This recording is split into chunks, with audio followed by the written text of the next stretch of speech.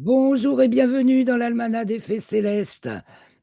Je suis Claire Henrion, ravi de vous retrouver pour vous présenter le bulletin astronomique pour la période du 19 au 25 mars 2026, la première phase de la troisième lune d'hiver nord été sud, car en effet, la nouvelle lune étant le 19 mars, eh bien que le printemps commence le 20 mars, nous allons donc entamer une troisième lune d'hiver qui prendra fin à la nouvelle lune suivante le 17 avril. Donc, bienvenue dans cette troisième lunaison d'hiver, hein. Ça risque de le ressentir un petit peu au niveau de la météo. On dira peut-être, ah, le printemps est en retard ou pas très en avance. Bon, alors donc moi, c'est Claire Henrion qui vous emmène de semaine en semaine, ou plutôt de phase lunaire en phase lunaire, vous préparez à voir ce que vous allez voir et savoir ce que vous ne verrez pas. Donc nous allons, comme d'habitude, commencer par suivre les événements chronologiques avec la fiche résumée. Je commence de suite à partager mon écran. Partager l'écran, voilà. Et nous arrivons sur la fiche résumée ici de cette période, fiche que vous pouvez retrouver et télécharger dans l'article dont le lien est dans la description de cette vidéo. Donc merci beaucoup de liker, de commenter, de partager. Je salue tous nos abonnés avec une grande gratitude au cœur et merci à vous de vous abonner si ce n'est déjà fait. Donc voilà, nous allons commencer cette nouvelle lunaison le jeudi 19 mars à 2h23. La lune est donc dans le 29 et la nouvelle lune, donc la lune et le soleil, sont dans le 29e degré du signe des Poissons, devant la constellation des Poissons. À 5h02, jeudi 19, la lune entre dans le signe du Bélier, et puis elle est conjointe à Neptune à 7h59. Deuxième degré du signe du Bélier, toujours devant la constellation des Poissons. À 11h51, elle est conjointe à Saturne, qui est dans le quatrième degré du signe du Bélier, hein. Je rappelle que Saturne et Neptune ont été conjointes en géocentrique le 20 février, dans le premier degré du signe du Bélier.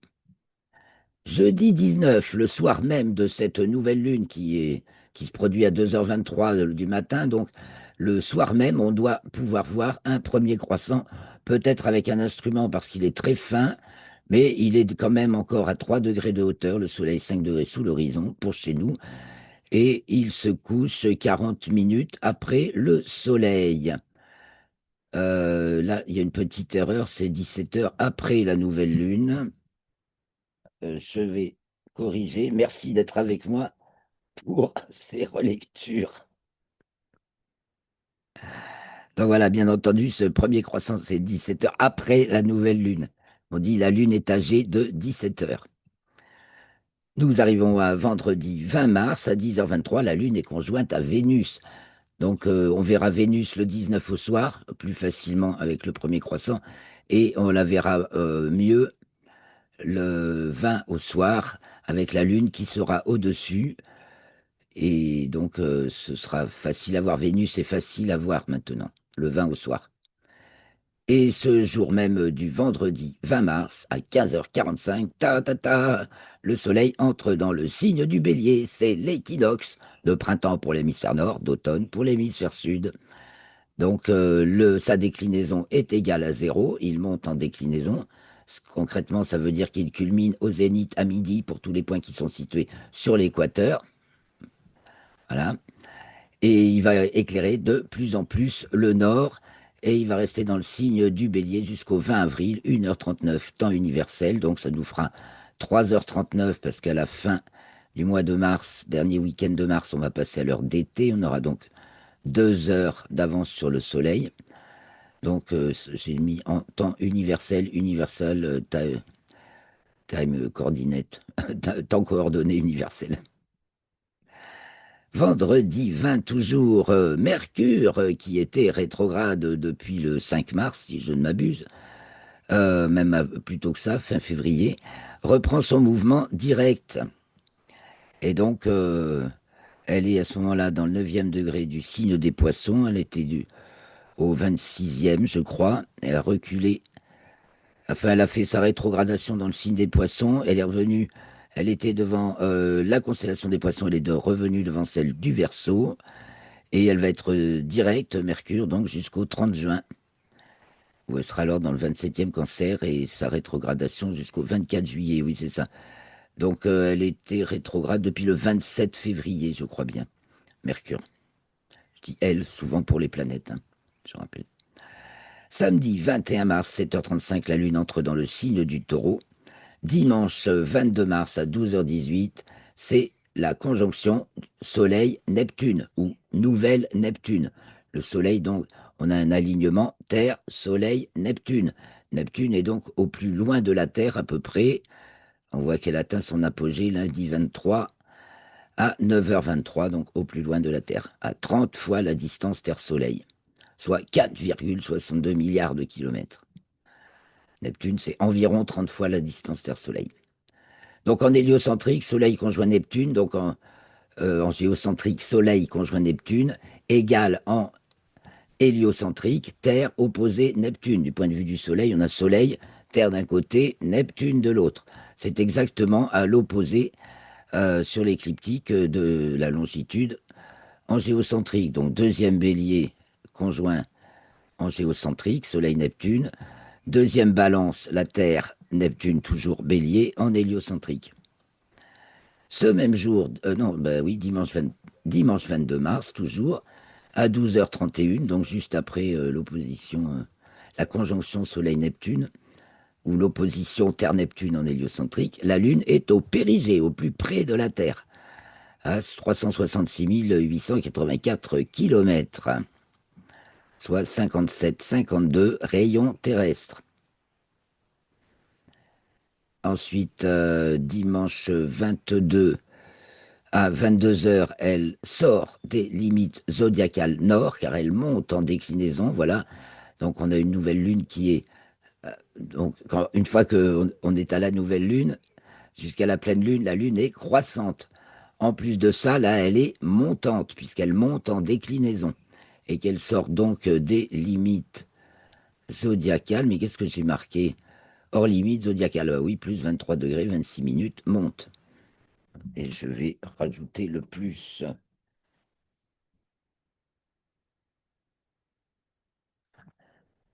Ensuite, lundi 23 mars à 6h39, la Lune est conjointe à Uranus.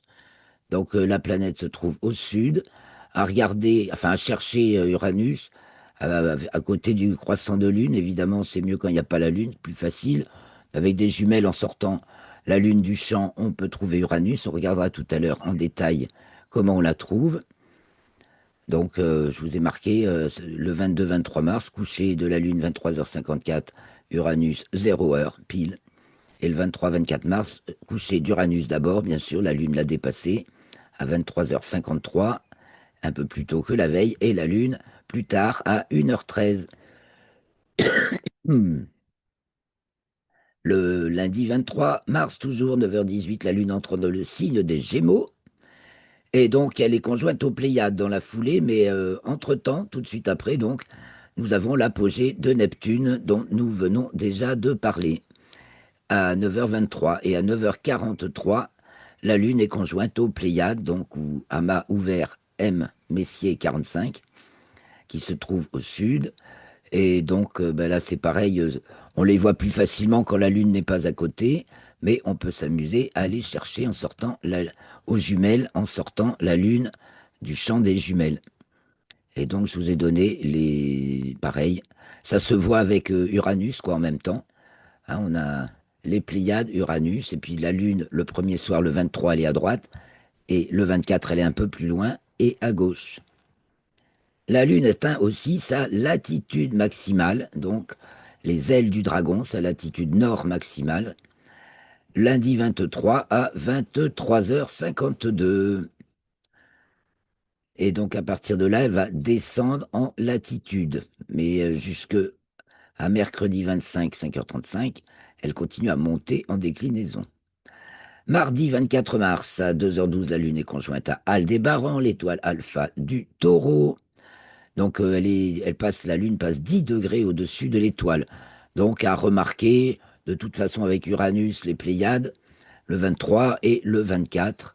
Voilà, parce que tout ce monde est dans un petit secteur de ciel. Et ben, 21 heures plus tard à peu près, la Lune est conjointe à Elnat, l'étoile bêta du Taureau, donc qui fait la jonction avec la constellation du Cocher. Et là, la Lune passe tout près de Elnat, et il y a d'ailleurs une occultation là que je n'ai pas marquée pour, voyons, je vais vous le dire, j'ai oublié de le reporter sur cette fiche, le 24. Occultation pour le centre-est du Pacifique, l'Amérique centrale, le nord de l'Amérique du Sud. C'est pas pour nous. Mercredi 25 mars, à 2h11, Mercure passe à son nœud descendant. Donc ça concerne en latitude, hein, sa latitude écliptique, puisque le plan de l'orbite de Mercure autour du Soleil est incliné de 7 degrés par rapport à celui de la Terre, qu'on appelle l'écliptique. Et donc, ben, Mercure était au-dessus, maintenant elle passe au-dessous, à son nœud descendant, qui est toujours dans le 19e Scorpion en héliocentrique. Mais en géocentrique, elle passe au nœud à peu près en même temps, à quelques minutes près, 2h16. Mais la longitude peut être tout à fait variable. Donc là, c'est le 10e poisson. Prochain maximum, 1er mars. Dernier maximum, 1er mars en héliocentrique. Et minimum 24 avril, toujours en héliocentrique. En géocentrique, son maximum, c'était le 5 mars. Et son minimum, 18 avril. En héliocentrique, le maximum, c'est toujours plus 7 degrés, minimum moins 7 degrés. En géocentrique, c'est variable, ça peut être moins ou exceptionnellement un peu plus. Ça dépend de l'angle que forment le Soleil, la Terre et la planète, donc Mercure en l'occurrence. Donc on en a parlé, la Lune atteint sa déclinaison maximale mercredi 25 à 5h35, donc à 28 degrés au-dessus du plan de l'équateur. Et donc dans l'hémisphère nord, ça se traduit par le fait que c'est le jour où elle culmine le plus haut. Donc elle culmine aux environs de 19 heures au méridien de Paris. Et là, elle sera à 73 degrés de hauteur à 45 nord. Donc aussi pratiquement 70, peut-être même encore plus haut, à Paris. Donc très haut dans le ciel, la Lune, mercredi 25 pour son premier quartier. Mercredi 25 à 6h50, Saturne est à l'apogée, au plus loin de la Terre. Donc, dans la foulée, c'est la conjonction Soleil-Saturne. Là, il y a vraiment très peu de temps entre l'apogée et la conjonction, sauf que l'apogée se passe avant la conjonction, alors que pour Neptune, c'était l'inverse. Donc, conjonction Soleil-Saturne, soit nouvelle Saturne, mercredi 25 à 9h55. Et c'est dans le 5e degré du signe du Bélier. Et donc, en même temps, ou pratiquement, à quelques minutes près, la Terre est opposée à Saturne en héliocentrique, toujours dans le 5e degré du signe du Bélier pour Saturne, mais du coup, la Terre, 5e balance. Puis, en ce mercredi 25 mars à 11h32, la Lune entre dans le signe du Cancer. Et à 20h17, c'est le premier quartier de lune, donc le jour où la lune se lève aux alentours de midi. Alors vous avez les levées de la lune, là, franchement, comme elle est en très haute déclinaison, elle a prend de l'avance sur son lever par rapport au soleil, et elle prend, enfin, par rapport à la course du soleil, hein. Donc elle se lève plus tôt et plus vers le nord, elle culmine très haut et elle se couche plus tard et plus vers le nord. Et donc, elle se lève aux alentours du midi, mais là, c'est 10h30 carrément. Elle culmine donc aux alentours de 19h et se couche le 26 mars à 3h22 pour chez nous. Évidemment, ça dépend de votre...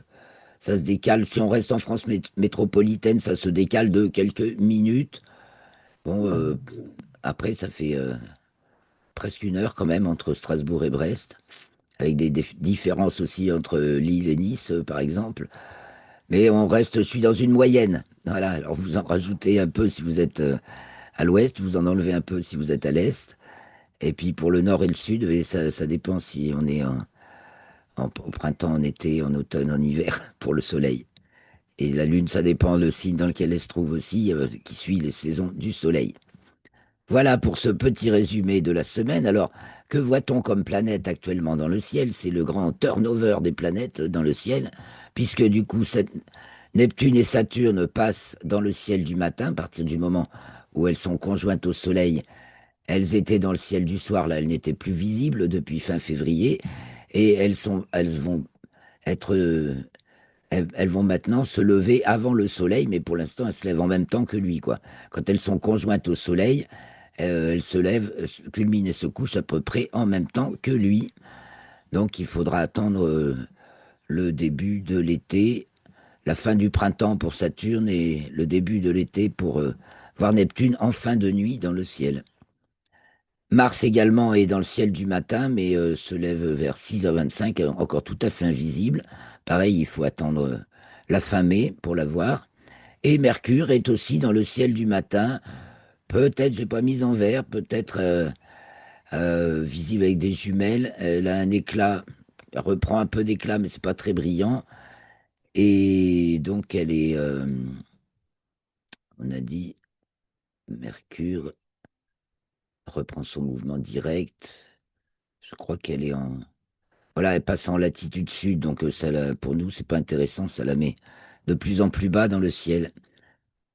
Et elle va être à son élongation maximale le 26, je crois,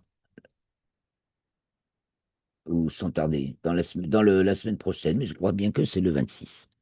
Donc, qu'est-ce qu'on voit dans le ciel? En fait, le soir maintenant, Vénus, au crépuscule, elle se couche encore assez rapidement après le soleil, hein, 1 heure et quelques seulement, mais c'est Vénus, on la voit très très bien, elle brille fort.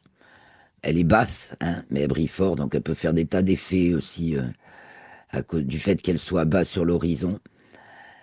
Il y a Uranus avec des jumelles, donc ou un télescope bien sûr, qui est du côté de l'ouest, mais encore haut en début de nuit, et donc qui va être conjointe à la Lune et qui est tout près des Pléiades.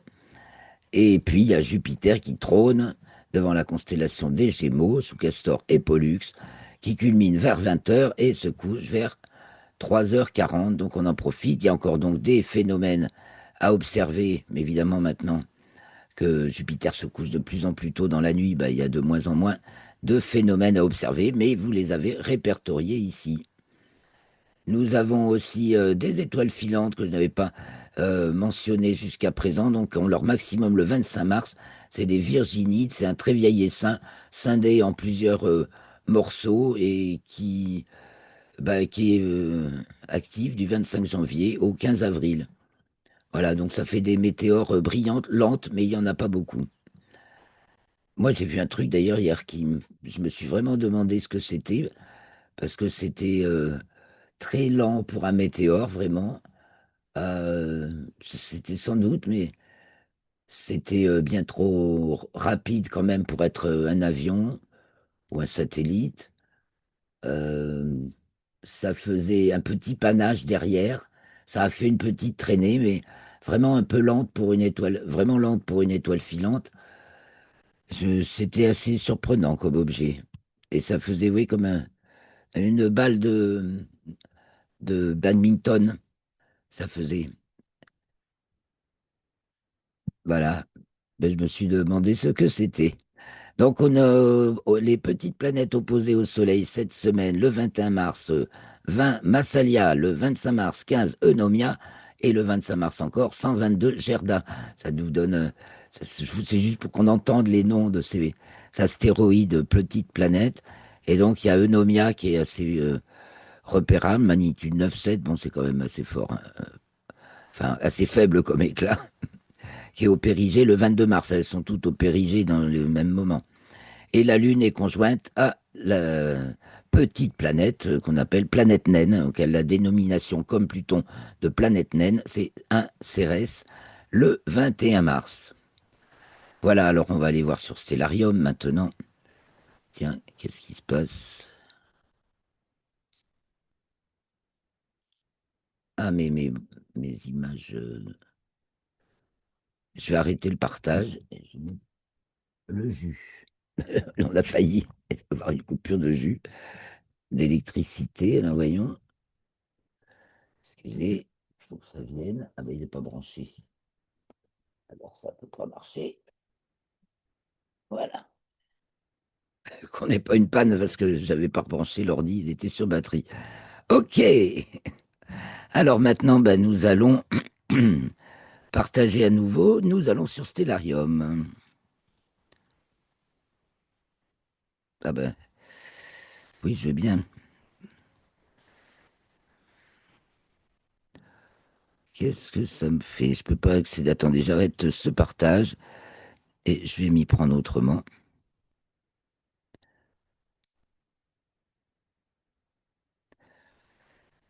Ben là, je peux pas. Ah, petit souci technique. Si je veux partager mon écran, je fais. Alors, je vais réduire un peu là, ça va me faciliter. Et je reviendrai vers vous après. Donc, partager. Voilà.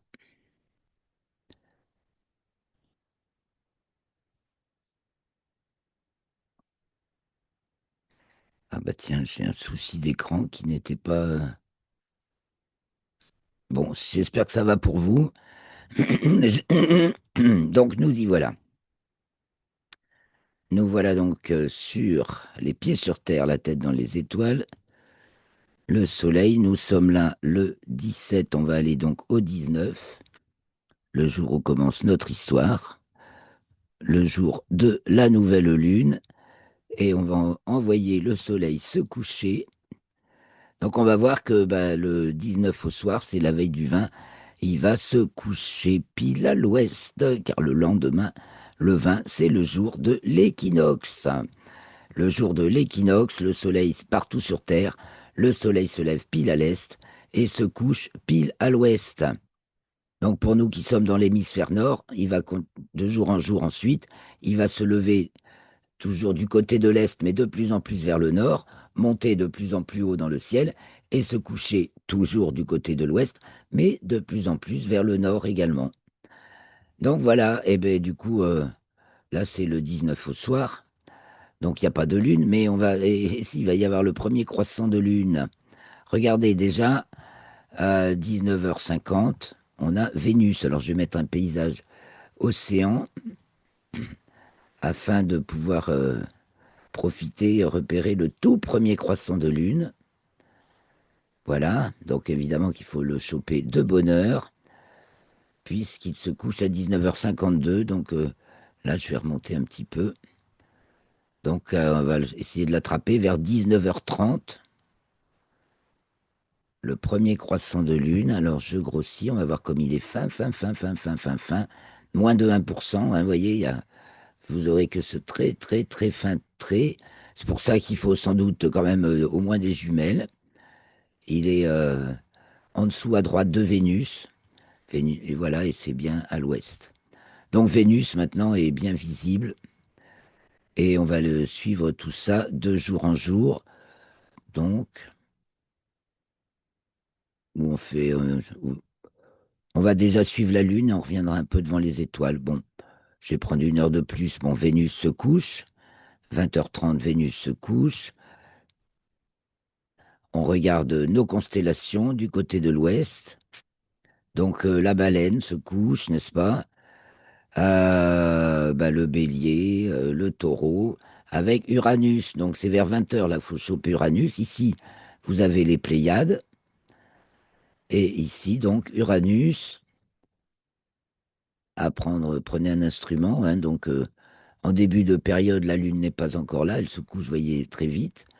Donc Aldébaran ici, les Pléiades, et Uranus sous les Pléiades, qui s'amusent avec deux petites étoiles de même magnitude à peu près, et donc qui va de jour en jour bah, avancer. Elle a repris son mouvement direct. Voilà, donc le 25, vous voyez, le déplacement de la planète par rapport aux étoiles. C'est comme ça qu'on se rend compte que c'est une planète. Donc voici Uranus à regarder avec un instrument. Bah, le mieux, c'est en début de période. Et puis haut dans le ciel, alors au sud, sud-ouest. Là, je me mets vers le sud. Donc vers le sud, on a Sirius, Procyon. En fait, déjà, tout le monde, tout le grand jet de l'hiver a basculé du côté de l'ouest, mais très haut, on a Jupiter, c'est ce qu'on voit en premier, hein, qui brille très fort, avec Castor et Pollux, des Gémeaux. Il y a Jupiter, en fait, juste en dessous, il y a Sirius, enfin loin en dessous, hein, une vingtaine de degrés en dessous, et Procyon du petit chien. Et puis donc là, ici, Orion avec les trois mages, Bételgeuse et Rigel. Ça, c'est du côté du sud. Voilà donc les trois planètes observables en ce moment. C'est Vénus en tout début de nuit, au crépuscule plutôt, Uranus et Jupiter en début de nuit, puisque dans le ciel du matin, après, on a plein de planètes, mais on les voit plus. Alors maintenant, on a vu du côté du sud, donc c'est Procyon qui culmine en tout début de nuit, voilà. Et si on se tourne vers l'est, on va voir le lion qui s'élève, la Vierge qui se lève. À droite du lion, il y a l'hydre. Donc je reviens un peu vers le sud, qu'on voit comment ça se présente, tout ça, voilà. Donc vous avez Pollux, Régulus du lion, et entre les deux, vous avez l'amas de la crèche. Je vous montrerai tout à l'heure une image. Donc côté de l'est, le lion s'élève, la Vierge se lève. À gauche du lion, en symétrique un peu, il y a la grande ours en fait, hein, et qui s'élève aussi, mais qui va monter vers le nord. Donc on se tourne vers le nord, en début de nuit toujours, hein, il est 20h30 là. Donc l'étoile polaire, dont la hauteur dans le ciel vous dit votre latitude terrestre et qui est la seule étoile qui ne change pas de place dans le ciel. Et donc autour d'elle, tout va tourner. Donc en début de nuit, on voit la grande ours qui s'élève déjà bien haut à droite, tandis que la petite ours et le dragon sont aussi à droite en train de remonter. Et puis à 9h, on a Cassiopée qui descend, ainsi que Céphée. On a Persée aussi, et voilà du côté de l'ouest. Donc du côté, quand vous regardez vers le nord, à gauche, c'est ce qui s'en va. Je trace le méridien, ça c'est le méridien. Donc à droite du méridien, quand vous regardez vers le nord, c'est ce qui se lève. À gauche du méridien, quand vous regardez vers le nord, c'est ce qui se couche.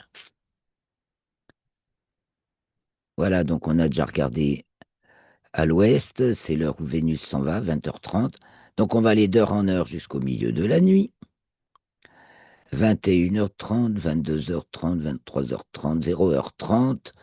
Et à 1h57, voilà, 58, 57, c'est le milieu de la nuit. L'équation de temps décale le midi et le minuit vrai plutôt vers le matin, ce qui fait que les jours, comme ils augmentent dans l'hémisphère nord, ils augmentent plus sur le matin que sur le soir. Et donc il est midi de plus en plus tôt à l'heure de la montre à votre méridien. Donc au milieu pile de la nuit, qu'est-ce qu'on a? Eh bien on a la grande ours tout là-haut, là-haut sur le dos. Je trace pour qu'on voit le zénith. Vous voyez, elle est vraiment proche du zénith. La semaine dernière, au milieu de la nuit, il y avait ses pattes. Et les pattes de l'ours passent au zénith de toute façon, enfin pour la latitude 45 nord, hein, bien sûr, c'est donné pour une latitude. Donc voilà, on a Capella qui descend. Elle est brillante, Capella, on la voit bien, hein. À Paris, elle est circumpolaire, elle ne se couche même pas. Et puis, je sais pas où mettre ça. Voilà. Voilà. Et puis on voit la petite ours et le dragon qui remontent. Alors si on se tourne du côté de l'est,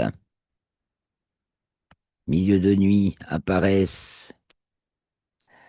Il y avait Vega qui est levé et des nefs du cygne qui se lèvent donc.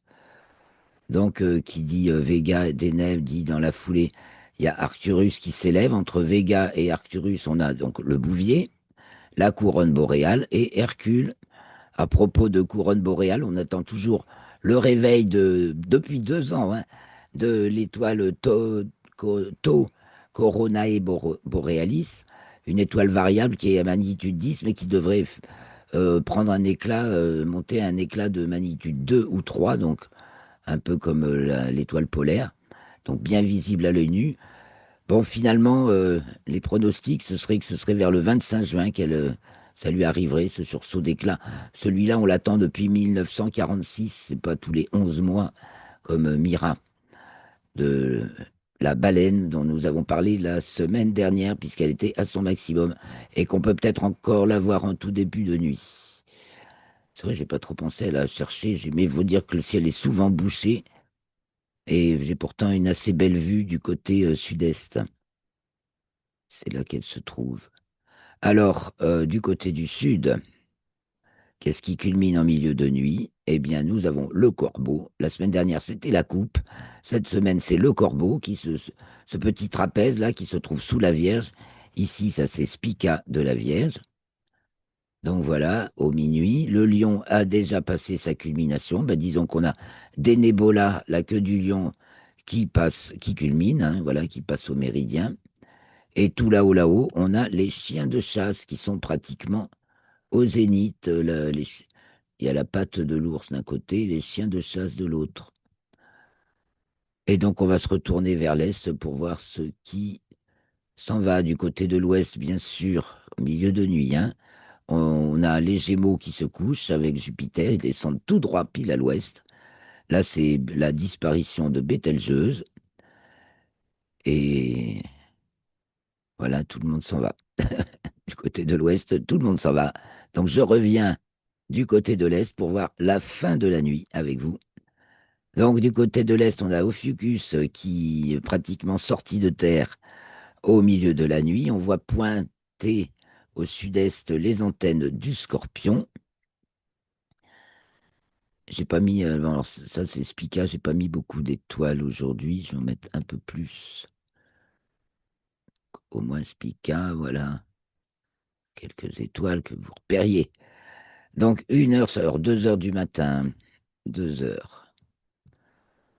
3 heures, Altaïr de l'Aigle est levé. Donc on a notre grand triangle de l'été, Vega, Deneb et Altaïr, qui se lèvent. Le ciel de fin de nuit d'hiver, c'est comme le ciel de début de nuit d'été. Donc on retrouve le ciel de début de nuit d'été. Ça, c'est la fin de nuit d'hiver. Donc il est 3 heures. 4 heures, on a le Sagittaire qui se lève. Vous voyez, Antares du Scorpion est levé.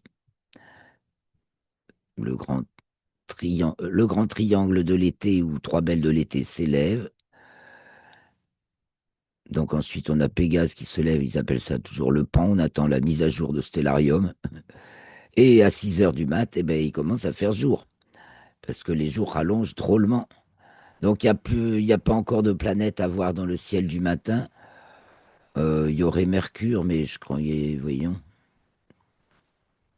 elle est, elle est là devant le Verseau. Voilà. Bien difficile, hein, parce qu'elle n'est pas d'un éclat fort. Là, il est 6h17.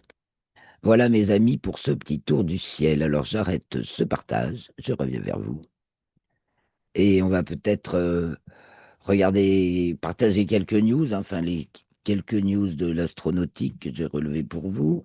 Donc essentiellement avec les images, tiens, allez, à croquer avec les images. Plus, ben, partager, c'est là, voilà, partager. Et donc,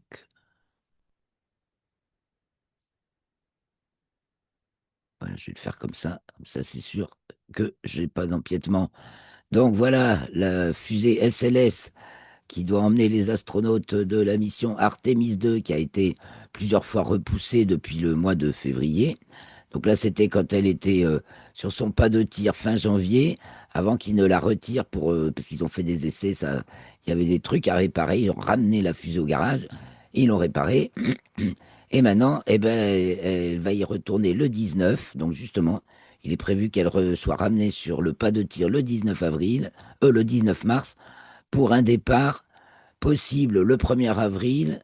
En fait, ça peut être sinon le 2, le 3, le 4, le 5 ou le 6, ou bien après le 30. Donc il y a plusieurs jours possibles dans le mois d'avril pour le lancement de cette mission. Ben, croisons les doigts maintenant, hein, qui doit emmener 4 astronautes américains, enfin il y a un Canadien parmi, faire un grand tour autour de la Lune. Et puis, bon, mais on en a déjà parlé, mais le programme Artemis a été un petit peu révisé. Artemis 3 ne sera pas la mission qui posera directement des astronautes sur la Lune. Il y a beaucoup d'étapes qui n'ont pas été validées encore. Donc ce sera plutôt une répétition générale des ravitaillements en orbite, etc. Parce que ça, ils l'ont pas fait encore. Et ce sera Artemis 4, finalement, qui est prévu pour aller se poser et poser des gens sur la Lune.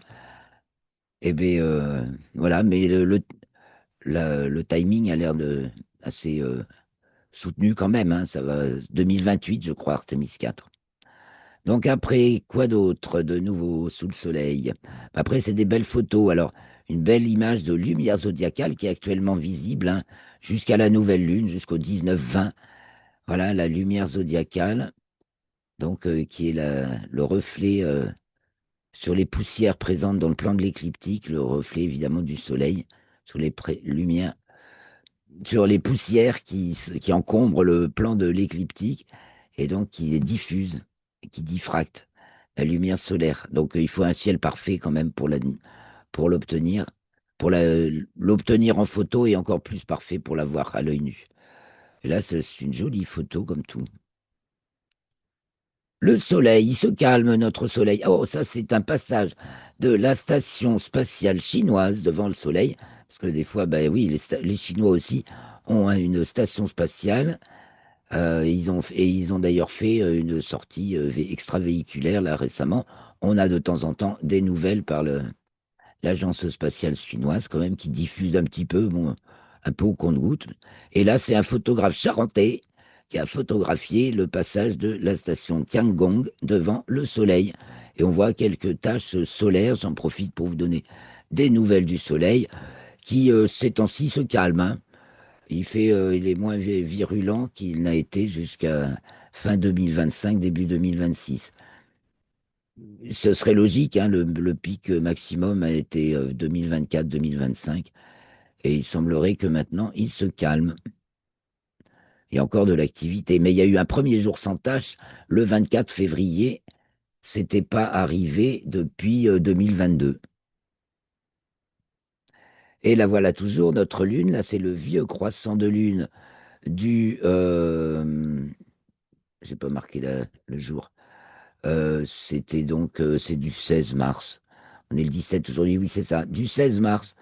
Le croissant, donc, en fin de nuit, lever de la lune en fin de nuit, du vieux croissant de lune, puisqu'à partir de la nouvelle lune, la lune se lève dans la matinée, culmine dans l'après-midi, et se couche en première moitié de nuit. On la voit donc le soir. Si on la voit le matin, c'est qu'elle est décroissante, c'est-à-dire entre la pleine et la nouvelle lune. Là, c'est 3 jours avant la nouvelle lune. Un petit Jupiter avec sa lune Ganymède, la troisième. Donc, assez, voilà, simple, mais c'est du cru, quoi, voilà. Jupiter et Ganymède, qui s'apprêtent à disparaître probablement derrière Jupiter, à moins que ce soit pour un transit. On peut le retrouver en regardant le- le- la liste des phénomènes observables de Jupiter de la semaine dernière. C'était le 8 mars. Jolie petite photo de ciel aussi de Jupiter et des Gémeaux. Donc Castor et Pollux, ici Jupiter, et ici l'amas de la crèche. Voilà, de photographie de ciel par astronome amateur, assez simple. Ça change un peu de stellarium, c'est pas mal de le voir en cru. Et puis là, c'est Orion par le même photographe. Je trouvais ça assez sympa aussi avec voilà, les rochers là qui découpent une silhouette. Et donc on retrouve eh ben, nos trois mages ici, la ceinture d'Orion où se niche la grande nébuleuse, et puis Bételgeuse et Rigel. Bételgeuse, Bellatrix, Rigel et Saïf. Les principales étoiles et les trois mages, Alnitak, Alnilam et Mintaka, les belles étoiles de la constellation d'Orion, qui est bien sûr sur le couchant maintenant en début de nuit. Ça, c'est l'atlas virtuel de la Lune qui, je vous propose de remarquer le lever de soleil cette semaine sur le cratère Fracastorius, donc de repérer la mer du Nectar et le cratère Fracastorius qui est juste au sud. C'est le 23 mars à 20 heures, alors qu'elle est à sa libration minimale en latitude. Ça veut dire donc elle est en latitude nord maximale, et donc elle est au-dessus de nous, donc on la voit par en dessous. Donc c'est sa libration minimale en latitude. Je me suis dit, ça va leur faire plaisir. Là, le fameux objet interstellaire 3I Atlas, qui inexorablement s'éloigne de nous, a réussi encore à être chopé par un photographe tchèque le 13 mars. Donc voilà, mais là, ça devient du haut vol, hein, ça doit être de la magnitude 18 ou je sais pas. Donc tout ça, c'est les étoiles qui font un tracé, et donc c'est ce petit objet au milieu, il a fixé sur l'objet qui se déplace, et donc les étoiles font un filet d'étoiles. Et puis on finira par ce petit rappel de ce que c'est que des saisons, donc, et de l'équinoxe, donc équinoxe de Mars, autant de nord que de sud d'éclairer, bien sûr, et le soleil s'en va éclairer de plus en plus le nord de la Terre. Alors évidemment, là, c'est pour qu'on comprenne ce qui se passe sur Terre, donc on a mis la Terre au milieu et quatre soleils autour. Évidemment, c'est pas comme ça que ça se passe, hein. Le soleil au milieu et la Terre tournent autour, penchée sur son axe, ce qui fait que, à un moment donné, au solstice de juin, ben, elle présente un maximum de nord au soleil, tandis qu'au solstice de décembre, elle présente un maximum de sud, et qu'entre deux, entre décembre et mars, eh bien, le soleil éclaire de plus en plus le nord le jour de l'équinoxe. Il y en a autant pour le sud que pour le nord, mais ça décroît au sud et ça augmente au nord, tandis qu'en septembre, le soleil éclaire de plus en plus le sud de la Terre, ou plutôt la Terre présente de plus en plus son sud au soleil. Le jour de l'équinoxe, il y a autant de jours que de nuits dans les deux hémisphères, mais c'est le sud qui est de plus en plus éclairé et le nord de moins en moins. Voilà, c'était un petit rappel. Sur ces bonnes paroles, chers amis, je vais vous saluer. Oh, le soleil qui passe par la fenêtre me fait un clin d'œil. Alors je vous en fais un aussi. Waouh, on ne me voit plus. Je vous souhaite une excellente semaine, un bon départ. Donc, une nouvelle lune le 19, et wow, un bon départ avec cet équinoxe de printemps, que ça nous donne une super pêche, et alors un beau ciel, hein, profiter des spectacles du ciel. La lune avec Vénus, la lune avec Uranus et les Pléiades, et voilà, tout le beau ciel dont je vous ai montré quelques bribes de ce que vous allez pouvoir voir et savoir ce que vous ne verrez pas. Donc, à la semaine prochaine, les amis. Portez-vous bien. Merci beaucoup.